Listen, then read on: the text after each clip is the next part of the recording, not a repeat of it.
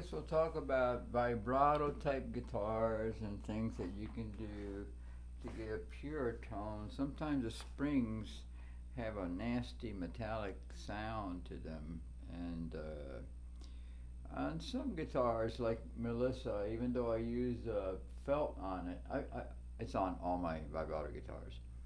Um, it's still when you go to use real deep dives, it'll like have a neat type of sound, but it's neat. It adds character to that guitar. That's Melissa. She's strange. That's the one with the holes in the back. Now we'll start with PRS. I made some notes. Uh, okay. Uh,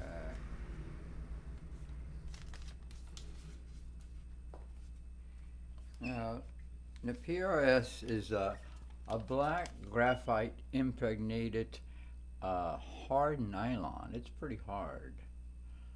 And I made these notes to, let me see if I can get a good picture of it.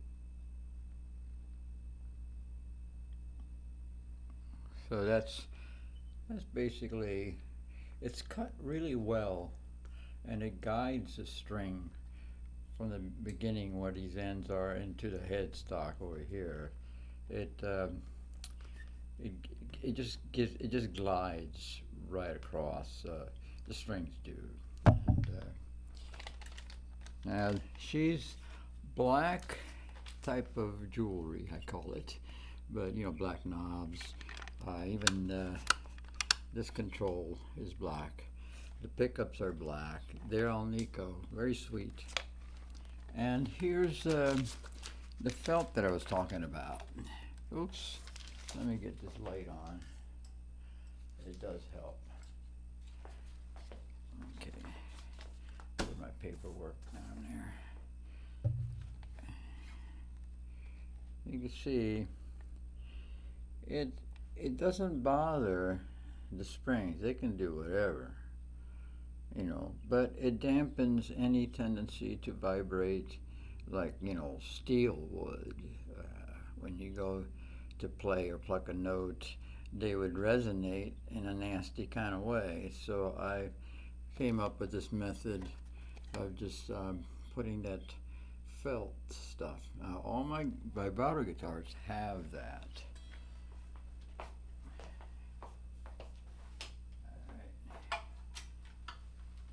So that right there is Emily, my PRS girl. And I always lock her in because she's got such a long neck, she'll fall forward on her face. Basically is what happens to long-necked, any 24 fret type of guitar will tend to do that. Now this is Christina. Oops. Christina, I just installed to go with. I was meaning to do this for a long time. I first bought these graphite trees by the same company. It's GravTech, and they sell these products. It's graphite impregnated nylons. But this is different. This is so hard. It actually feels like metal when you're trying to file. I got to file these ends out, you know, down, I should say, and it's very hard. I don't know what kind of material that is. It's almost like a, you know, a metal or brass nuts respond. It's supposed to give you better tone and texture. Now this one, what it needs is a black knob, so I got to be hunting that down. I'll probably go with Sweetwater. They're getting me the cream knobs. And if you look in the back, as I said, there's felt. Now, there's felt. And the felt allows the springs to go wherever, do whatever, but it dampens it. So any metallic unwanted sounds are dampened. Alright.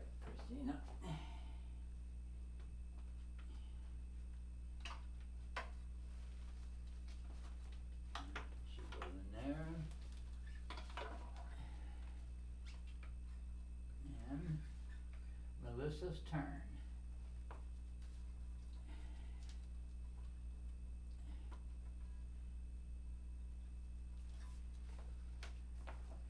A couple of videos ago, or a few videos ago, I showed you the GravTech in the package. So Melissa also will be getting one of those. I was worried. This one goes in good. It would handle a GravTech nut. But this one, this side over here, until I started peeling it, then I realized, oh, it's the same size, it's the same depth, it's just got some gunk on it. So probably finger gunk or something. So this one will also get that GravTech nut. But everything else will be cream except for that coil. And it'll look kind of neat because that's black, it's a zebra pickup. And with the GravTech back up here, it'll kind of balance it out. It's got that new pickup that world's finest. It's 4-core.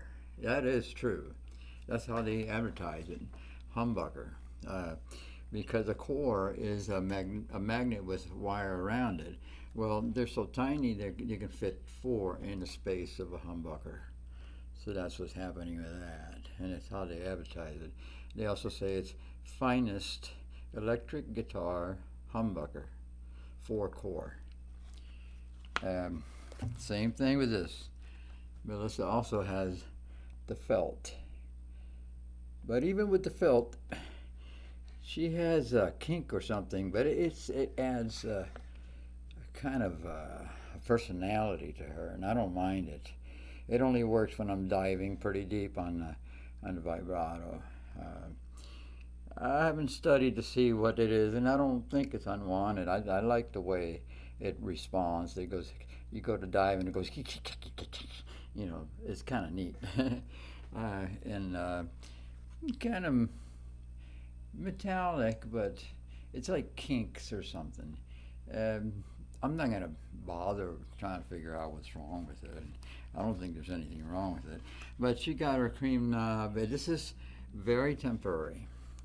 This cream knob is actually, I had to come up with, you know, that aluminum tape and stuff. And because the knob is just too big for a Gibson type of switch selector, you know. It's a selector, a pickup selector. She has got real bad rust. I don't know if you can see that. Real bad. So I'll probably have to hunt down a pickup selector switch for Melissa. And that's about the size of it on Melissa. I pretty much explained other things about Melissa. Now I do have some notes here. All right, the black graphite impregnated hard nylon is DSE standard by PRS. You get pure tone with the felt on, you know, you don't get that unwanted stuff. And Kramer focus. We'll talk about that. All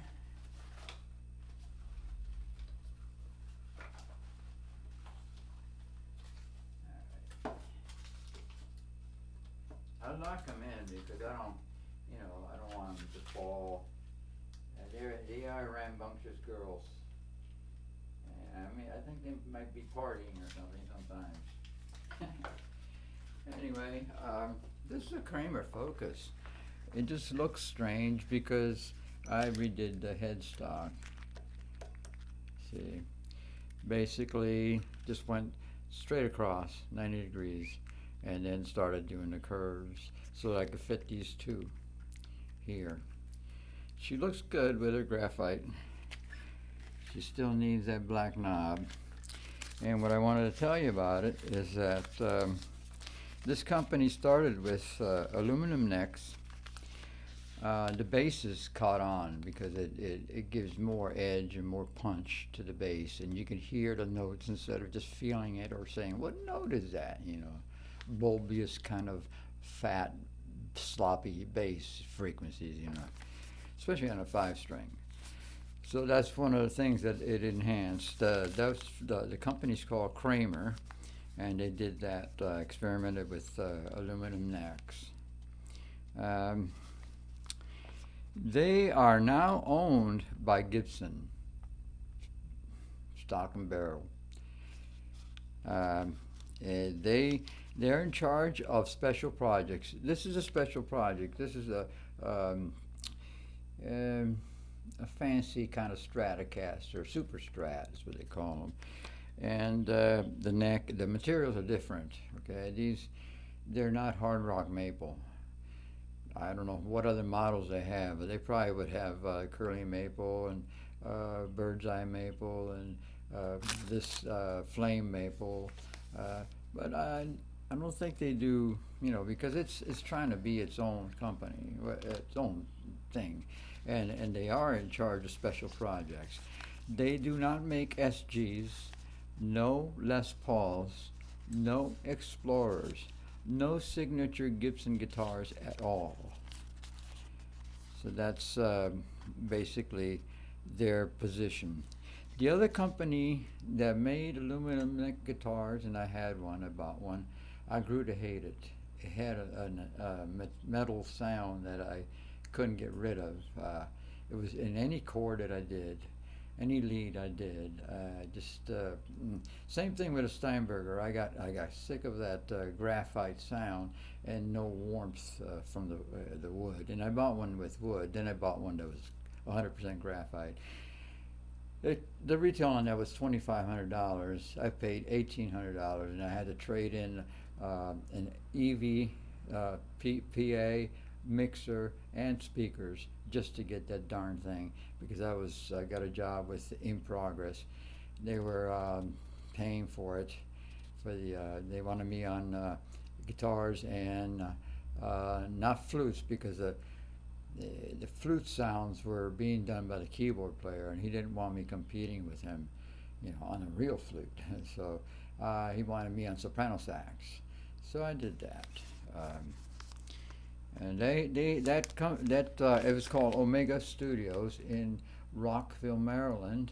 That's where I'm from. Basically, I grew around those parts and got married in Rockville court, the town court. With my, you know, I joke around with dirty blonde. You know, my dirty blonde is Melissa. And I said, I married a dirty blonde. Anyway, so that's the story on that. Let's see what else. That Omega Studios had a board that cost them $330,000 with its own stereo mix down built right in it, right on it, I should say. Full effects and then stuff, and a very elaborate board. It was a Sony board, first Sony board of that nature that I've ever seen. But that was in that Omega Studios. The Rich Boys was one Arab guy and one Mexican. Imagine that. And they forked out the bucks for that. I had nothing. They just hired me because they liked the soprano sax and they liked my guitar playing. One particular tune he wanted acoustic, and I had, I believe, an Ovation at a time. The type with the little holes and the pattern. It was very beautiful kind of guitar, and excellent action for an acoustic. Set up kind of like jazz rock, you know, like I like it. So that's the story on that one. And so it's good to have these. If you have these kind of racks for guitars, it's good to get a hair tie and just go like that. Now, Emily, my PRS, always has that hair tie, a black one. It goes with the black jewelry she uses, and you know, and knobs and stuff, and tone controls. And the pickups are all black, you know, so It's a neat looking guitar, the PRS. That's my most expensive one.